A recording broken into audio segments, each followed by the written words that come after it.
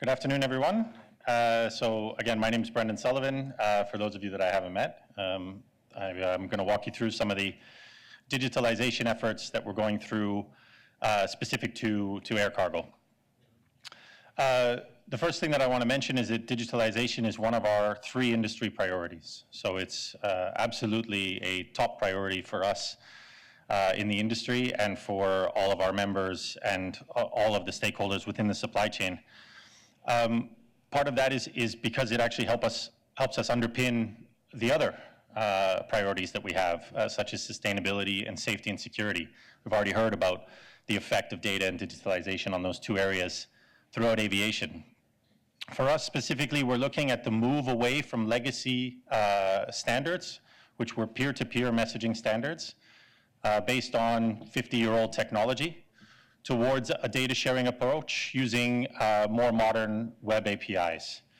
That's going to help us be faster and more efficient, and once again help us drive and underpin many of the other initiatives that we're working on. Collectively, we are calling this the IATA One Record standard, and it's the key towards digitalization. First, it provides a common global data model where we can define all the data that is required to be shared across the supply chain. Air cargo can use up to 30 individual documents, many of which are paper, with lots of different data in it. And so this actually allows us to define all of those different aspects into a single global data model for harmonization and for consistency. It improves the communication across the supply chain because it actually allows the different actors in the supply chain to access that data only once, rather than sharing it and repeating it and typing it in and potentially leading to errors.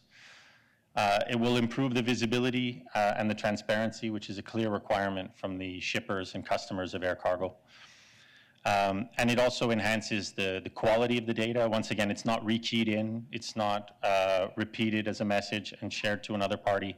It's accessed via these web APIs. It's shared by the people who have it and own it to the people who need it for that particular function. And because we're using web APIs, it's obviously a lot easier to connect. It's a lot faster to connect parties, and essentially puts us in a place to be future ready when it comes to digital cargo. For any requirement that comes up that goes beyond the capabilities of the existing messaging standards. Now, One Record works if it's implemented, and if it's implemented widely across the industry. There are use cases that work within a single company, but it works best when we're talking about sharing this data across the supply chain. So we've had over 200 companies involved in pilot programs. 10 of those are actually moving towards advanced operational implementations. We recognize the need for governments to be involved, so they've been involved in a number of these proof of concepts and pilots as well, from the European Union, the United Nations, in the United States, in China, and other government authorities. That could have been customs or security or other regulators. We've done a number of hackathons to try and test and design and figure out and explore new use cases that might exist. Where we've had over 800 experts actually develop 100 projects, some of which are actually operational today. We recognize that air freight is multimodal. Everything that flies moves first by surface, and then there are many things which fly and then use surface mode as well. And so the requirement is that this standard is harmonized across all the modes. We're targeting an industry-wide adoption of 1 January 2026. Where the industry would be capable of using the One Record standards and exchanging data across the supply chain. A number of the service providers, the big IT service providers in the industry, have actually embraced this. They have this in their roadmaps, and that represents a coverage of about 80% of the IT service provision in the industry, which is fantastic. And we've taken an open source approach. This is to drive that cooperation and to make available those resources. That's part of why the hackathons are so successful, and that's part of why we have as much industry scaling as we do. So a couple of examples of One Record actually in action. The first one is in Hong Kong, the Greater Bay Area. And the uniqueness of Hong Kong and the Greater Bay Area, if you're not familiar with it, is that A lot of what moves, in particular during and since the pandemic, will move across a number of modes of transport. So we'll have a small amount of road or surface transport. That might go to another terminal, and then that will move by barge or by maritime, followed by an air leg for the large international Trans-Pacific.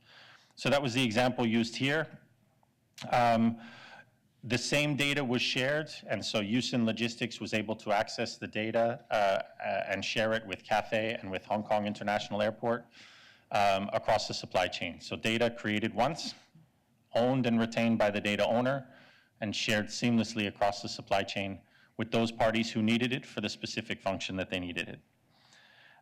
This obviously reduces any redundancies. What will often happen is that the road transport documentation will have to be rekeyed into maritime documentation, will have to be rekeyed again into air transport documentation, and shared amongst the supply chain parties. This actually eliminates that. It means there are less or no inconsistencies in that data, and it's obviously a lot faster. In addition, the tracking and information and visibility on where the shipments actually are was shared across the supply chain, so the customer has full visibility on what's happening and why. Another example from the same part of the world, this time using an IoT device. This is an Internet of Things connected device. We use these a lot in air cargo because we transport sensitive, either by temperature or by conditions, cargo. So the example that was tested here was actually semiconductor thermal paste. It's particularly sensitive to the conditions that it's being transported in, and so we attach these devices to them, to the packages, to monitor the condition of the shipment. In this case, the freight forwarder was able to access the airline's Internet of Things information to verify the condition as well as the actual location of their semiconductor thermal paste. And so they were able to access that via a web API, very quick connection, and they're accessing the same information that the airline has so that they can be proactive in their decision making, and they can understand and have confidence that the conditions that they require the goods to be maintained in are being maintained. Another good example of that is in air transport, we do transport a significant amount of vaccines. During the pandemic, we moved around billions of doses of the COVID-19 vaccine, but we do that on a daily basis. They have very strict temperature control requirements to maintain the viability of the vaccine. And so again, we apply these temperature monitoring devices. And so the shipper was, in this case, able to access that, again, via an Internet of Things platform to understand all the conditions that were happening in real time to the vaccines as they were moving throughout the supply chain. So that could have been, you know, the temperature on the ground, as well as the temperature in the air, and everything that happened in between throughout the journey, making sure that ultimately what gets into the patient's arms is actually exactly what was intended when it was developed. We also wanted to look at how can we speed up this process of digitalization in air cargo. The industry is making progress, making good progress, but what are the other levers that we could explore to speed up the digitalization? So in 2023, the Cargo Advisory Council, which is our members who offer advice to the to IATA and to the industry, took a look at this, and they decided to develop a digitalization leadership charter. It's built along 5 pillars. The first, developing a unified and collaborative digital strategy. So this is ensuring that we have interoperability of the standards, that they're harmonized, that we, as we move forwards, we can move across modes of transport, and the entire supply chain is well served. The other is, the next is enhancing organizational resilience. So this is around cybersecurity and the infrastructure, as well as the responsible use of new and emerging technologies like artificial intelligence. Digitalization is a great way to help us in our sustainability journey, having that data, understanding it, and so there's also a focus on supporting eco-friendly technology initiatives using that data responsibly. Fourth, pursuing digital excellence. So There are many emerging trends, many of which will actually help air cargo jump forwards in its digitalization journey, and we need to track those and stay ahead of them. Probably the prime example is generative AI, where that may help fill in some of the gaps in digitizing some of our documentation. And the last is using technology ethically, embracing those emerging technologies in a responsible fashion. This group actually is meeting right now twice a year. We launched at World Cargo Symposium this year with 5 signatories. We are currently at 17 signatories, with more to come before the end of the year. So like I said, they meet twice a year, and they discuss ways that they can enable and cooperate along the angle of speeding up digitization in the air cargo industry. In North Asia, actually, we just earlier this month launched the North Asia Digital Cargo Alliance, which brings together another 15 companies, leaders in the space, some of which are already signatories of the charter, and some of which are to join in the future. But really the same 5 key principles, and seeing how they can leverage what's happening in North Asia and really speed up digitalization. I talked about these devices that we use in air cargo. We use them quite a lot. Sometimes it's shippers and freight forwarders who place them onto packages and containers. Sometimes it's the airlines themselves. And they're very important for the purpose of monitoring the conditions of transportation. But there are a number of different requirements to be met when it comes to approvals for these devices to actually be used. So that could be interference or cooperation with the aircraft systems, as well as things like battery safety. So we have developed an air cargo device assessment to streamline and expedite that approval process of these tracking devices and data loggers. We had previously developed a recommended practice on what those approvals should look like, and so we help companies who have those devices to actually show that they are in compliance with the recommended practice, which then allows the airlines to speed up their approval process. So it doesn't replace the airline approval process, but it helps facilitate so that they understand what conditions have already been met, and that those devices have actually already gone through a certification process. So we've actually had the first certified company, so it's Living Packets. They have a secure and reusable smart package, and we just finished the device assessment for its packaging shipping solution called The Box. And really this adds an element of efficiency for the industry, so the people who make these devices can show what steps they've already gone through. The airlines can uptake that much more quickly and improve their own approval processes. And then it provides a uniform way to make sure that we can help improve safety, so that we don't have as many potential devices out there that don't meet the requirements of the regulations. So with that, I thank you very much. I'm happy to answer some questions around digitalization in air cargo.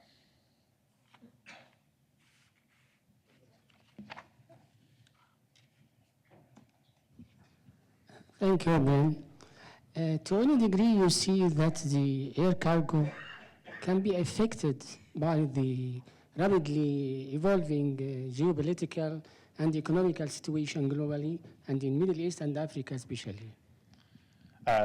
It's a significant amount of uncertainty, I would say, in the industry. And there's probably the 2 aspects to that. There's the geopolitical portion of it, where we've had trade disruptions this past year. Some of that has affected air cargo directly, with the requirement to circumnavigate and fly around certain areas.